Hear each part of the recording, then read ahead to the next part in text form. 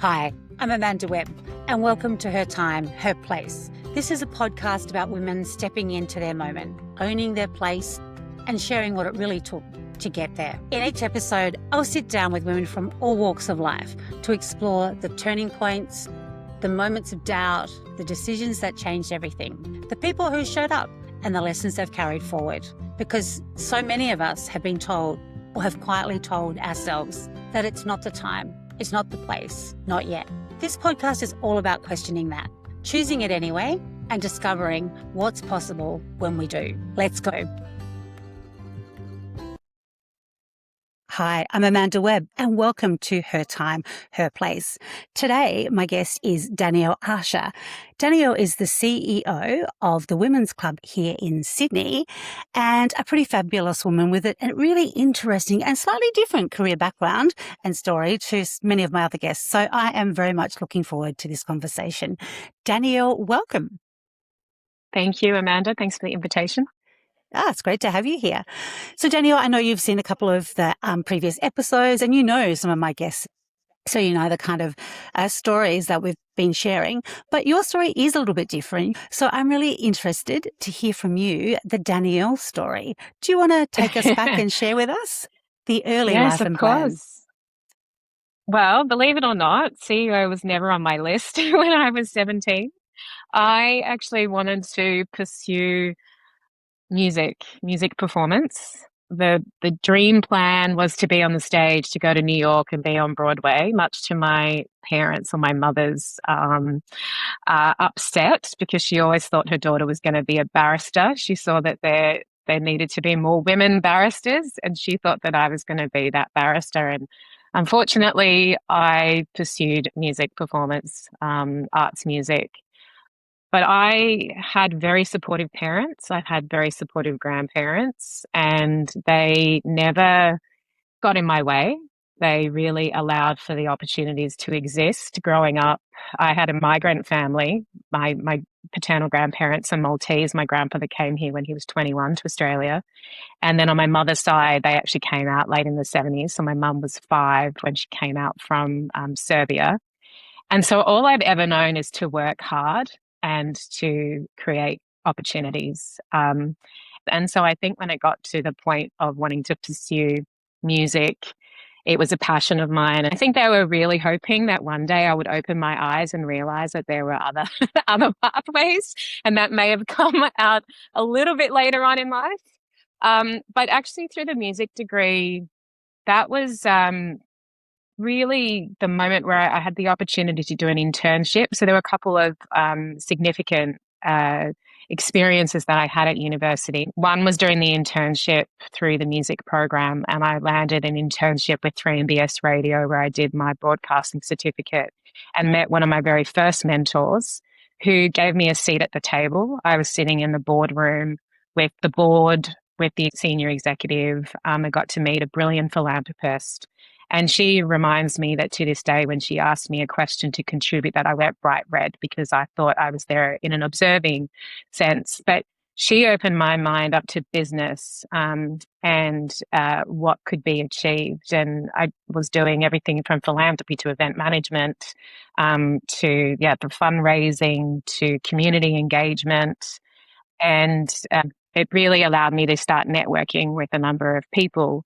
But then similarly, I was in a role of arts officer at the University of Melbourne with the Student Union, and was in an advocacy space because at that time, the university was transitioning through to the Melbourne model, and they were cutting a lot of the arts subjects as well as the creative arts subjects. And so I stepped into this role of advocating for the students that were starting to be forced to move abroad to complete their studies, but then also recognize that the creative industries was facing some significant challenges, which I'm seeing still today.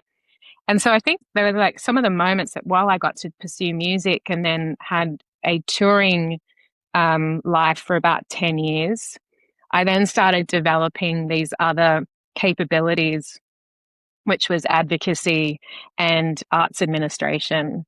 And so from there, I was able to meet, through that first mentor, Lynn Bender, I was able to meet my second mentor and move on to Music Aviva. While I wasn't made redundant at 3MBS Radio, they had a community radio station. So the community kind of took over. They didn't want it to be commercialized. And I had lost my job there as development and event manager. Then was introduced to Music Aviva. And so I moved over to Music Aviva and assisted in believe it or not, the transformation of that office. And I didn't quite realize that the skills that I was developing as a performer, the discipline and the resilience, my communication, my empathy, all these soft skills would come back later in many ways. And Music Aviva gave me an opportunity to move to Sydney. And at that time, I wasn't sure about that. And I had my direct report ask me, is this because you don't want to, or is this because it's your fear? And I realized in that moment that, yes, it was about anxiety and that could be overcome. And moving to Sydney would be absolutely the right time for me to create space beyond Melbourne. Opportunities started evolving through moving on to Australian Chamber Orchestra. And then I got to a point where I thought there isn't anywhere else for me to step up. I'm a very ambitious person. So I found that the art sector was becoming really small, and I had a hunger to diversify my experience, diversify my networks. And I think the whole time I had these two hats. I had my creativity hat, my performer hat, and I had the business hat. And they were trying to coexist, but people were telling me that I had to choose one or the other. And I thought, no, they can both coexist. And so I started exploring other avenues, and that's when I was introduced through networks to McCall Institute, which was a progressive think tank. And I met the CEO there at the time. There wasn't a position available for me. And then 2 weeks later, he said, I've got a position. Do you want it? And it was without a doubt that I just went, yes, this is the right thing that I need to do. I've always been very fluid in my career. And I realized that when I look back, that everything that I've done is a common thread. It's about connecting people. It's having impact through purpose. And I think that even when I did my executive MBA, my value proposition was that I had these two hats. I had the creativity and the commercial thinking. And it's quite a unique value proposition because we forget that actually what we need more at the table are people with creative thinking for innovation and problem solving and vision building. And so when the CEO opportunity of the Women's Club arrived, I was in a place where I was ready because there was a transition that happened at McCall Institute, and I worked quite closely with the new CEO. And during that process, I thought, if he can do it, I can do it. Didn't realize complexity in organizations, that not every CEO role is the same. But I got to the point where my mentor had said that when I started doing the executive MBA, okay, we're going to land you a CEO gig in the next 12 months. And I did laugh at her. And within 6 months of my MBA, I was appointed the inaugural CEO of the Women's Club. And now I have been there for 5 years. You have done some amazing things in what is, not a super long career. I think people would be listening and going, what was your 10-year touring life? What is your particular artistic gift? They will want to know that. Do you want to tell us a bit about that? So I studied opera. That's what I started out with. And then I discovered the world of cabaret. So the cabaret is a political art form. It was what was in World War II, the underground movement that was shut down by Hitler and the Nazis, because it is an art form that has, it's very political. It's body politics, it's identity politics, it's gender politics. And my particular cabaret, you can probably see a little photo there in the background, was to tell my story and tell women's story. It's about satire. My first cabaret was Everyone Wants a Piece of Malta, which was a satirical story about what it was like growing up in Australia, Maltese, but not really understanding what Maltese meant until I went at 21 years of age, and it all made sense. And while I was growing up in a community that was very multicultural, lots of Italians, lots of Greeks, Turkish, and some Maltese. Being in Australia, you don't have access to that culture as much as you do when you go back to your own country. And it was very simpatico when I went back. And it felt like I had really belonged there, meeting my family. And so out of that came this story from my travel diaries, this cabaret called Everyone Wants a Piece of Malta.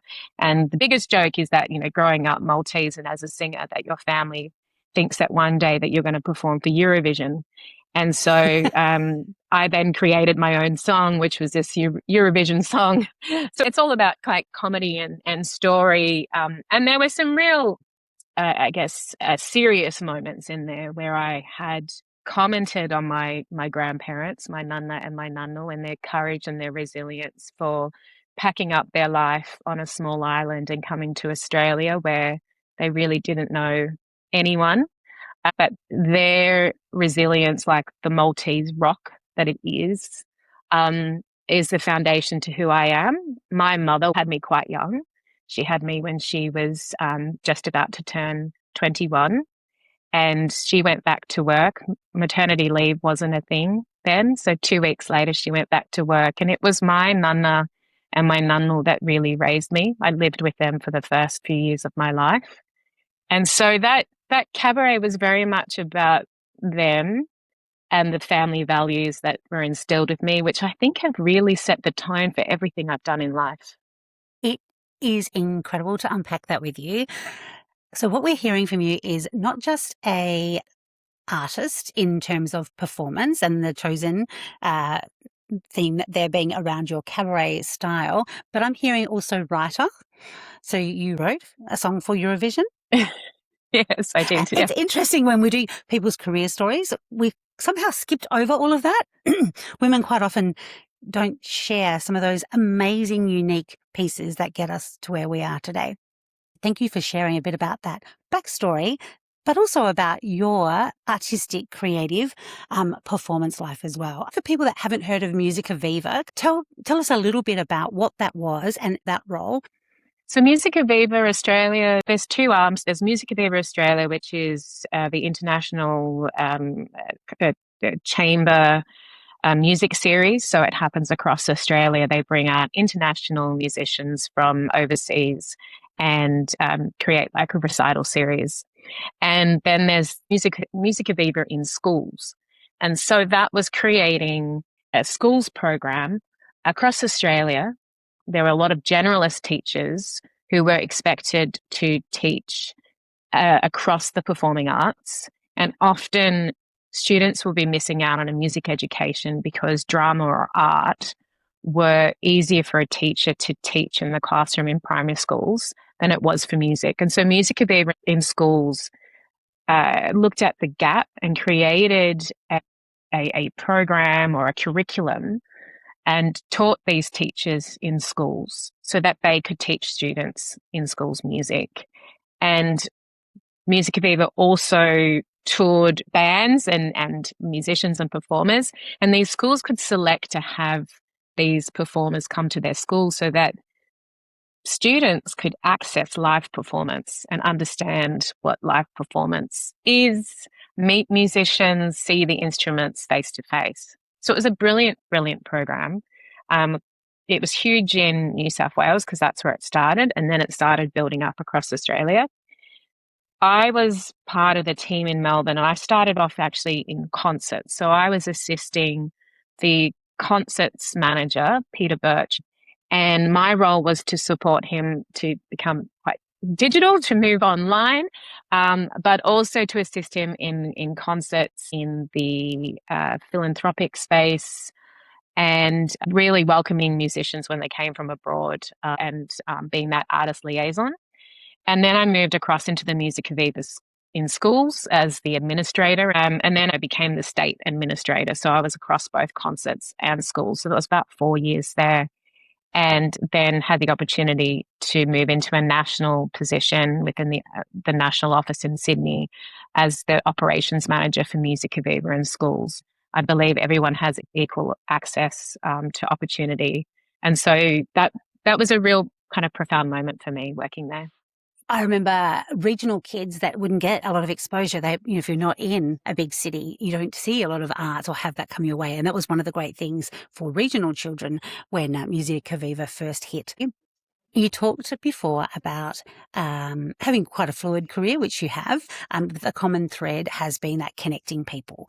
So whether it's been students to performance and understanding that, whether it's been managing and as an administrator and finding those connections, chamber orchestra. Tell us a bit about what the role was there. Australian Chamber Orchestra, well, the orchestra was always on my list of organisations that I wanted to work with. So when I was at 3MBS, I was doing the night shift, the midnight hour it was called. And I became obsessed with ACO because they were so innovative. Richard Tognetti was bringing out an electric violin and he was blowing away audiences. And I just remember at that time going, I love these organizations that are pushing the boundaries with classical music. And fast forward to when I was in Sydney, my national operations manager role at Musica Viva was actually a maternity leave cover. And I had the opportunity to apply for that, and I didn't get it. And Amanda, I went across that park on Chalmers Street crying my eyes out because I thought, I've been doing this role for 6 months and how come I didn't get it? But I also realized that at that time that the CEO, who is a mentor of mine, she reminded me that this was the opportunity for me to spread my wings because I was an ambitious person and some organizations just can't give you what you're looking for in the long term. They can't offer, budgets are restricted. They can't offer you a bigger salary that you deserve. They can't offer you that kind of climbing up the ladder. And the next day, it just kind of all fell into place. And I had to back myself because it was the first time that I didn't know where I was going to go next. I gave my resignation and just hoped and trusted myself that something was going to land. And 2 weeks before that period was up, the ACO position came up, and it was a travel coordinator position. It was essentially an operations role, assisting the artistic department, putting the orchestra on the road. In many ways, it seemed like it was not a step backwards, but it didn't matter because the ACO was an organisation that I always wanted to work with. And it had a strong purpose for me. And so I accepted that position and was there for another 4 years. My main responsibility was organising and coordinating all the international tours for the orchestra, all the domestic tours. It was working with the philanthropy department in the coordination of their events. I always find that whenever you step into a role, it is about, improving that role, leaving it better than what you found it. Yeah, nice place to work and experience and exposure to that. That point, and thank you for sharing, of you applying for the maternity leave role and not getting it, and then walking through the park in tears and thinking, oh no, I love this job. Like, what's next for me? But then 2 weeks later, something that was on your radar pops up. That came your way and fulfilled that particular goal and dream. I think a door opened and I just took it. I went through it. I also had the right people in my corner. I think it was the first moment that I realized that, and it's something now that I tell junior staff or young women particularly, is that every interview or application, you need to be somewhat strategic. It's not that you've got a referee and that referee is your referee for every application.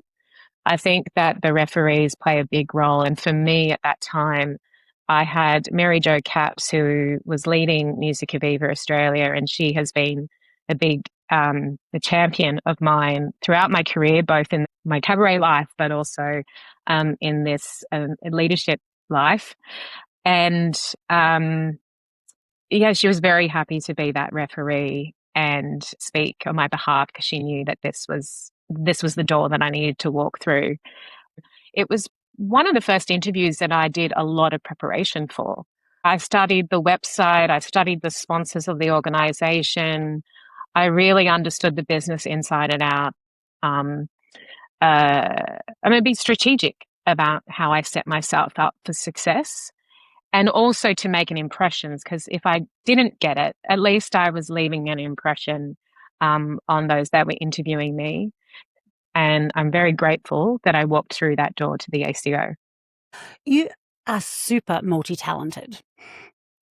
So not just artistically, but as you've said, along the way, the skills that you have built. So whether it's been administration, into education, into operations, into leadership. If I think about your role as a CEO and the inaugural role at the Women's Club, all of those things are definitely required in a club like the Women's Club. Do you want to tell us a little bit about the Women's Club? Because I think you should, get a bit of a word out there about what the Women's Club is, because not everyone's heard of the Women's Club. A little bit about what it is and the broadness of that role. That would be interesting. Yes, so the Women's Club this year is celebrating 125 years on the 9th of October. It was established in 1901 by a group of women who were activists, suffragists, they were educationalists, they were women who'd been involved in literary societies, philanthropists. They were really the trailblazers, the movers and shakers just before the Federation, and recognised that a space needed to be created for women to participate in the economy and society equally. And that club was founded at the Women's College at the University of Sydney by 100 women. It has gone through 2 world wars, 3 pandemics. It will be a space that exists no matter what. It's beyond its 4th walls. While we have that physical clubhouse on Elizabeth Street overlooking Hyde Park, we know that it is built on a community of women. And no matter what, that community is going to exist, whether it's in my lounge room, whether it's in online, it will exist because it needs to exist. And it definitely has created a space for these women to celebrate each other's achievements, to build a fellowship among women, and a safe space for women to come to. It is a very complex organisation in that it has accommodation on site, so essentially a mini hotel. It has a dining room on site, again, like a restaurant. It has meeting spaces, and it does offer a sanctuary for women. My role as CEO, as the inaugural CEO 5 years ago, transformed the organisation to move it from a organisation that was predominantly run by volunteers, by members, but to transition the organisation for long-term financial sustainability, for growth, because members of the club wanted to see it continue to exist long-term. The model somewhat changed from being purely hospitality focused with restaurant to move into a model that included philanthropy, cultural programming, and a real focus on membership growth, and member experience. Now, the club has got a constitution, as I mentioned before, and its first purpose is actually to be a cultural club. And that means that it has a commitment to continue to appreciate and facilitate forums and events for arts, culture, social sciences, politics, etc. Background has so set you up for this job. It so speaks to everything that you have experienced, all of the things that you have been a part of, all of the different caps that you have worn. Did that feel like the job that was just designed for you? It did. It definitely did. And I think that's why I was so excited and so inspired to be writing my application. And if I could just set that up, we were working from home. It was COVID. I was applying for this position from my living room and having the interviews from my living room. and using the sliding doors in my room as like a brainstorming as to like what was my strategy for the organization, how I was going to articulate it. There was a real need for the women's club to be revitalized. And for me, the biggest one was, what is the relevance of a club like this in the 21st century? And how were we going to set up these pathways for women like me who didn't know that the Women's Club existed? And that the legacy story was one where I just thought, I really want to be part of this. And I want to assist in shaping the future of this club and ensuring that it is sustainable for another good 125 years.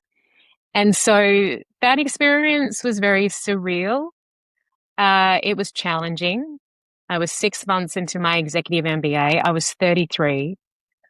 And I think at the back of my mind, I was thinking, goodness, CEO 33, like it felt very heavy. But at the same time, I did feel that it was the right role. I was going to be supported by an all-female board, which is quite rare, in an organization which had a network of women that were just brilliant, brilliant minds, independent minds. And it was really exciting, exciting and challenging. Absolutely. Well, it's an organization with all of that history. So that's some big legacy to take on, especially when you're 33. It's not a social club. It really has a really clear purpose, as you've said, around that cultural community. But then you've got to run the business, that little boutique hotel. You've got that dining room to create and run as well. The other thing is that generationally, as someone who's been into the women's club, your members are sitting across, I'm going to say 5 generations. Yeah, it's very wide ranging. I think the youngest member that we have are in their mid-20s and the oldest is 99. And one of the biggest challenges I found with this community was post-COVID. I mean, many of these women, the club is a way for them to continue their social engagement, their life outside of their home. And COVID took that away from them. So when they returned back into the space, they saw me, a young woman appointed. And so it was a very hard thing coming into a community that were experiencing grief on many, many levels. And that first year I had to really work hard at that engagement piece, the having the conversations, building the trust with the membership, having one-to-one meetings with members, and saying that I'm not going to make any drastic changes. I can make little changes, things that will improve systems and processes and digitize records, start building on the data, building on the frameworks so that we could move forward. It sounds like you were totally respectful and did that reassessment of, what am I going to do here? Today, when you look around the community, the 350 women, what do you see of the club today? Oh, that's a great question, because I think sometimes you are always looking at things that you can constantly improve. And if I was to reflect on the club that I see today, I think it is a very different club to when I first stepped in. There is a different energy. The membership has evolved and changed. There is an awareness there now that when women come to our events, they say, when we ask them the question of how did you come across the Women's Club, they would say, oh, I saw this on social media, or such and such had introduced me to it. And that is a good measure of success, because when I had started, the social media was we had a very small following. It just had been created. So to see that, that given that the membership when I started was predominantly from referral, to get to a point now where the women are engaging with our brand and with our profile beyond the network of women, that is fantastic. That is the real testament, I think, to what we've tried to achieve. That's a terrific reflection for you to be able to have, that it has done a transformation, and it sounds like the club is more visible. people can find it a little bit more easier, come and test it out, see if it's a place for them, because that's your intent, for it to be a safe place, a community for any woman who feels that that is a good fit for her. Yes. You have done an amazing job of your 5 years in that role as the CEO of the Women's Club. Danielle, you've mentioned a couple of supporters and sponsors that you've had. Who have been those people that have been really helpful in your career progress? Certainly, I look back to my first key mentor, which was Lynn Bender. She really was someone who, and she still does, she champions the two hats that I have been constantly straddling with, the creativity hat and the business hat. Then I would say that Mary Jo Capps, she is a significant champion in my life. She was the one that actually put the CEO of the Women's Club in front of me, and then supported me through that transition process in the first 6 months in my role. And then I would be thinking that Sam Crosby, who was CEO of the McKell Institute, he was a fantastic champion, and it was one where I was always concerned about transitioning from being in the arts sector to moving into a public policy space. I would say that I had swapped the musicians for the politicians, because my role there was to coordinate roundtables with industry stakeholders and politicians. And he would just remind me that he didn't mind about that it was all about transferable skills.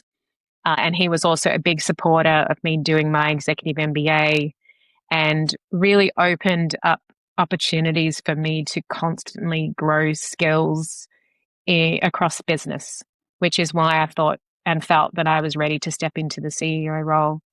And through my time at the Women's Club, I believe that my cohort at Executive MBA, they've been some biggest supporters, as well as the other communities that I found. So through roundtables, I mean, being a CEO of a small organization, I don't want to say it's lonely, but it can certainly be isolating.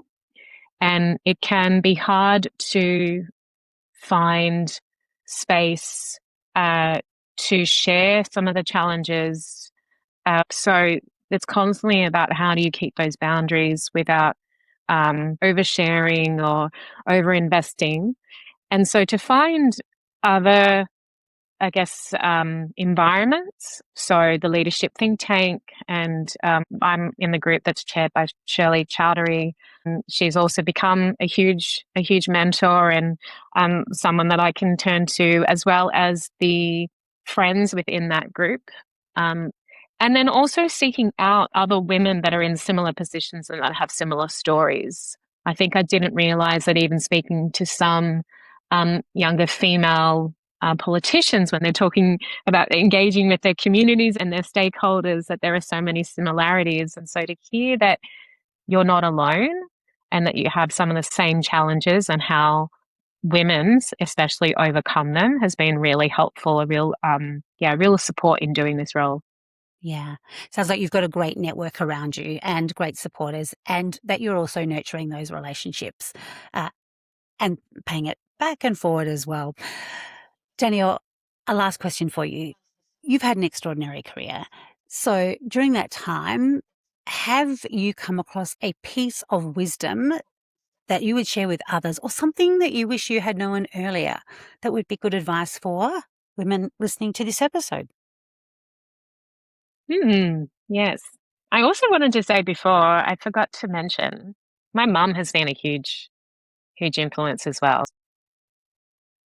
She set up her own business in the financial services industry at a time where there were very few women really paving the way. And I think that when it comes to resilience and leadership, I have to look to her at a time when I was going through high school. I think just seeing it in practice has really informed me today as well. In terms of wisdom, I've always thought about if I'm not afraid of something, then is it worth even doing? And I feel that the roles that I have taken have really inspired and emotionally stirred something up. And whether that's fear, excitement, anxiety, I know it's worth doing, because often that anxiety or fear is just the imposter syndrome. It's that moment of having a confidence check. And when you really step out and think rationally about it, it isn't about always just ticking off all the boxes. But the other thing that I've come to realize, it's about the transferable skills. And that is something that I do talk about with a lot of younger women, especially in the creative industry spaces and performers, because when I went to university, it was either you do a music degree and you're either going to be a teacher or you're going to be a performer. No one explained what there could be in between. And I had to work that out by doing that internship at 3MBS and discover that I was so much more than just a performer. And you don't have to choose between the two hats, because the things that have made me really great and others really great in a leadership role are the skills and the capabilities that have been developed as a performer. It's great advice. We talked before about the soft skills, those transferable skills. But as a performer, more than many other careers, certainly for young people and performing as well, you have to deal with the sense of disappointment of not getting roles or not getting chosen for certain things. Like that builds some resilience really early on in your career, which is a great skill to have. The self-discipline that one needs to have as a performer as well. And a lot of that self-drive and self-motivation, you don't even realize that they are valuable traits that you have and strengths that you have as you transition in your career. And yet they come to the fore, and you're spot on around the CEO role. You said it's not lonely. I sometimes find it is lonely, but it certainly is isolating. And you do need to be resilient. You do need to be self-disciplined. You do need to make sure that you're really clear on your boundaries when it is hard, and you need, a safe sounding board that can't just be anyone in the office. Or so many of those attributes, which I see in you and how you perform your role each time that I'm in at the women's club. So well done. And your other piece of advice about when you're looking at a new role, is there a bit of fear in it? That excitement and that little scary seems to be a little bit motivational for those who are ambitious and have that drive, which is something that you have described with yourself. Danielle, I really enjoyed our conversation today. Thank you so much for being my guest. I hope you've enjoyed our conversation. I have. Thank you very much. It's given me a good opportunity to reflect and to tell some stories that I often don't tell. So thank you, Amanda. Folks, to everyone out there that's listening to this episode with Danielle, hope you really enjoy it as well. We'll be back next week, every Friday, with another episode of Her Time, Her Pace, Her Place, and looking forward to seeing you then. Bye for now.